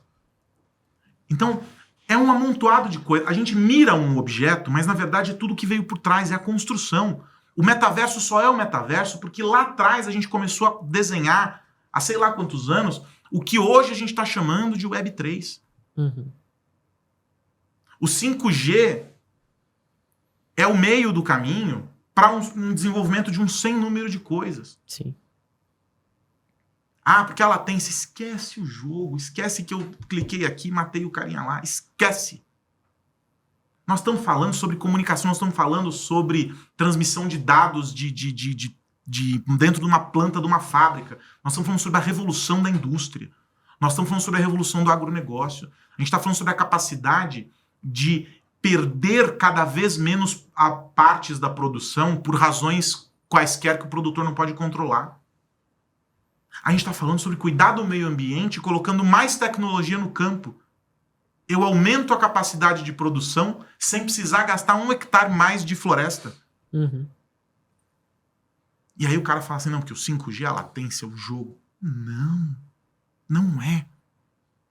O carro autônomo não é sobre andar sozinho. É sobre melhorar a experiência de mobilidade numa metrópole. O carro autônomo é muito menos sobre você entrar e chegar no 5º nível da automação, sentar e o carro te levar onde você quer, e muito mais sobre como a gente vai pensar os grandes centros a partir de sensores, a partir de uma nova cultura, e aí vem as pessoas do que é a mobilidade. Uhum.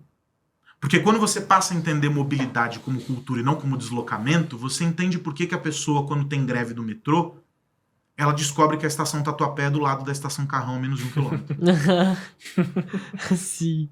Mobilidade é cultura, mobilidade é sobre gente. Perfeito. Não é sobre o transporte. O meio de transporte ele é um produto desse processo. Estamos discutindo o plano diretor em São Paulo. Olha que discussão louca. É uma discussão muito simples. Eu quero ter mais residências numa região menor para diminuir os deslocamentos, ou eu quero ter mais residências em uma área maior para que as pessoas gastem mais tempo se deslocando. Mais próximo, né? E por que São Paulo é o contrário? Por que o cara sai de Parelheiros para trabalhar na Praça da Sé? Que foi feito assim. Não planejamento? Porque alguém atendeu algum interesse ilógico. Uhum. O metrô aqui em São Paulo faz o caminho mais louco que existe. Ele vai até a Casa do Chapéu para buscar o camarada, sendo que a gente podia ter mais linhas, como em países Sim. que deram certo, não é? Eu tenho mais linhas cobrindo uma área menor, só que tá tudo mais adensado. Sim. Brasília, por exemplo, foi pensada sob essa lógica de alguma maneira, mas aí o crescimento desordenado do Brasil é isso. Uhum. Mas se você pega... Eu tava ouvindo o Cláudio Bernardes do Secov falar, eu acho ele um cara brilhante, e ele tava falando, por exemplo, sobre o Canadá. Como que você pensa o planejamento urbanístico. Isso é tecnologia. Isso é como eu vou pensar os grandes centros de mobilidade. Sim. Faz sentido ter um carro autônomo em São Paulo hoje? Não. Não faz, porque ele seria causa ou vítima de acidente no primeiro segundo. Isso quando não ficasse parado porque tem trânsito. Ou ficaria parado porque cairia o sinal.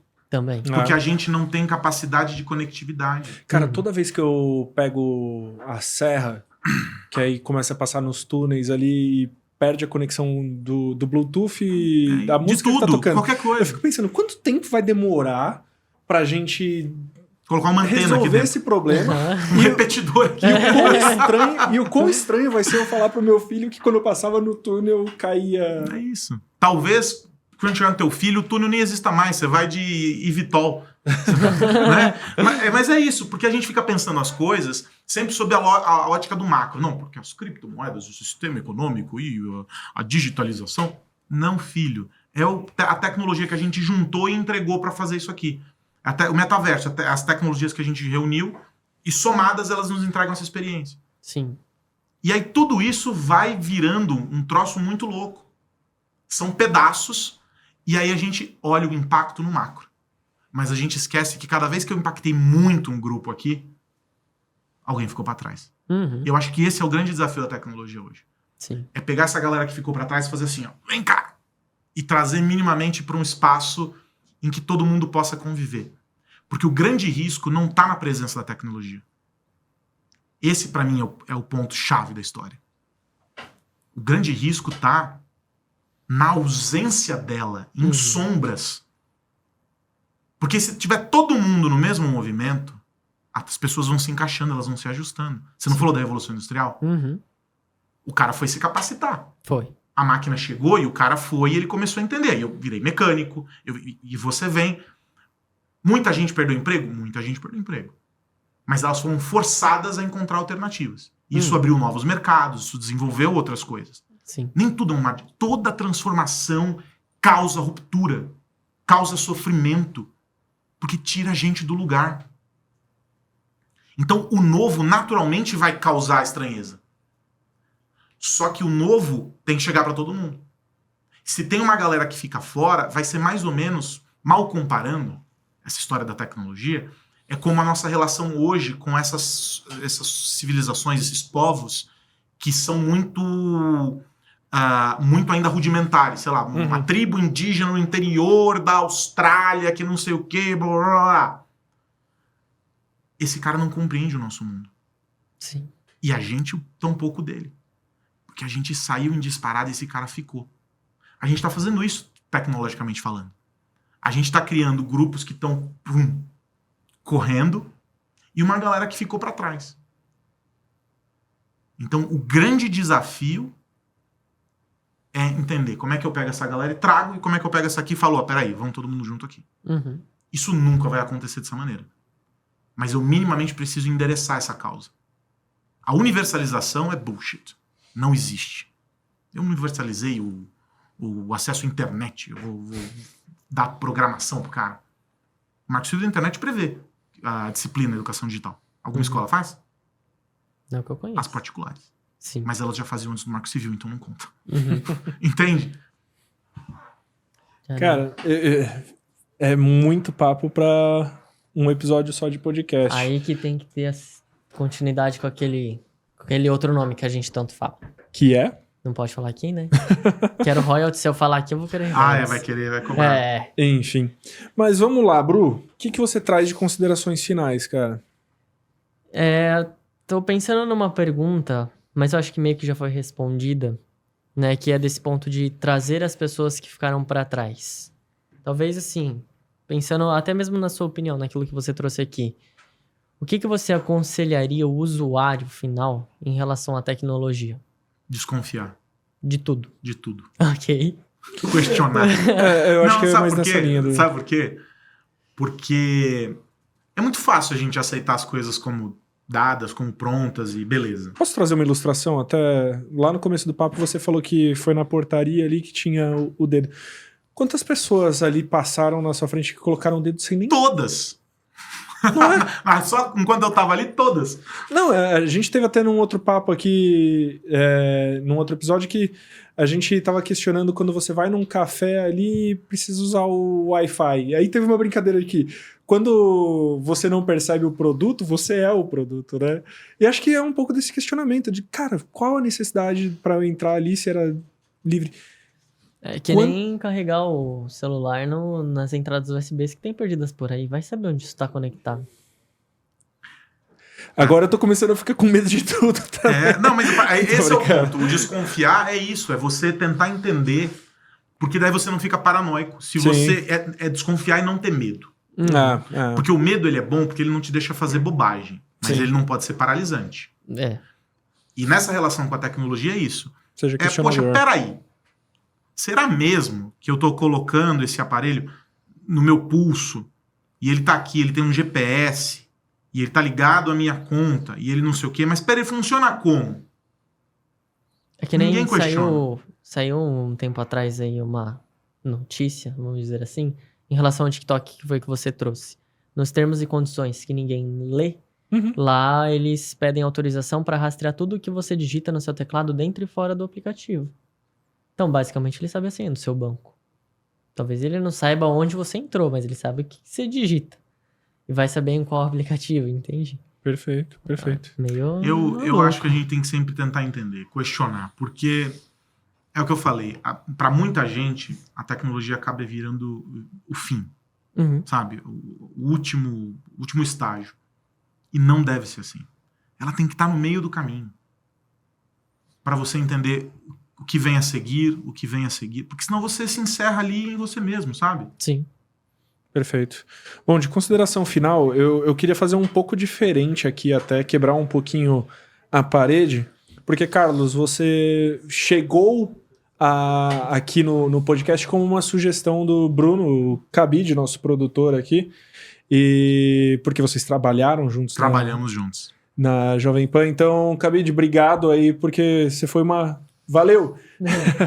Você foi uma ponte para esse papo incrível, cara. Então, obrigado. E, Carlos, queria te agradecer também, porque, cara, é uma viagem esse papo todo aqui. É um monte de conceito, um monte de lição mesmo, assim, né? Então, que você possa dar a sua mensagem final aí também, por favor, e compartilhar aí com o pessoal. Não, acho que primeiro agradecer vocês pelo convite, o Bruno pela conexão. Eu acho que a gente precisa falar sobre essas coisas. A gente precisa discutir tecnologia, mas a gente precisa entender. Eu lembro que há um tempo atrás, eu algumas vezes fui com o professor convidado da pós da FGV em marketing digital. E aí, um belo dia, o pessoal falou, não, agora mudou, agora é só marketing, negócios digitais. E aí eu brinquei e falei, poxa, finalmente entenderam que não existe marketing digital. Uhum. Eu acho que o nosso desafio é olhar essa instituição, a tecnologia, e parar de isolá-la do resto do mundo. A gente vai olhar para o entretenimento e a tecnologia vai estar lá. A gente vai olhar para a saúde e a tecnologia vai estar lá. A gente vai olhar para a indústria e a tecnologia vai estar lá. A gente vai olhar para a cultura e a tecnologia vai estar lá. E assim sucessivamente. Quando a gente, enquanto sociedade, for conseguir fazer essa fusão e entender que a tecnologia está dentro de tudo, que ela é a célula a partir da qual se multiplica e o resto se desenvolve. Assim, eu gosto muito de música. Música é tecnologia. Sim. O instrumento musical é tecnologia. Fato. A gravação é. Pô, quanto de tecnologia tem nesse negocinho aqui, nesse microfone? Então, eu acho que a gente tem que alcançar esse estado da arte, sabe? De parar de isolar a tecnologia do resto do mundo e tratá-la dentro dos ecossistemas que a gente vive, que a gente habita, porque ela tá ali. E daí não vai ter mais estranheza. Porque quando a gente fala tecnologia, parece que a gente tá falando de robô, né? Uhum. É um ciborgue. Não é. Por tudo aqui nessa sala é tecnologia. E daí a gente vai construindo isso juntos. E ela é uma construção coletiva. Porque ela começa do indivíduo, no indivíduo, e termina no indivíduo. Não tem outro caminho. E aí o cara, mas as máquinas vão substituir, né? Não vão. E a melhor saída para isso tá no que a Marta Gabriel diz no livro dela, Eu, Você e o Robô. Se você não quer ser substituído por um robô, não seja um robô. São as características humanas, aquelas que nos trouxeram até aqui. e a elas nós adicionamos tecnicidade, né? Tecnicalidade, conhecimento, ferramentas e etc. São essas mesmas características que vão continuar nos levando adiante. Obrigado pelo convite, gente. Obrigado mesmo. Nós Eu que que agradecemos, agradeço. cara. Sim. Profundo, conceitual. Espero que você aí na sua casa tenha curtido também o papo, aprendido bastante e a tecnologia como meio tenha feito sentido para você também. Bru, dá os recados finais lá? Com certeza. Então, agora que já passou o episódio, gente, não se esquece de deixar o gostei aqui embaixo, se inscrever, ativar o sininho, compartilhe com pessoas que você queira promover a discussão, quem sabe falar coisas assim é muito bacana. Eu gostaria de ter continuidade dessa conversa, Dá quem sabe muito mais pra uns episódios aí. Mas é isso, galera. Siga a gente nas redes sociais, né? Aqui no papel do Carlos também como jornalista, vocês podem encontrar bastante conteúdo dele que a gente também vai deixar aqui na descrição. Bru, valeu. Carlos, valeu. Você aí de casa, valeu. Até Valeu, mais. gente. Valeu!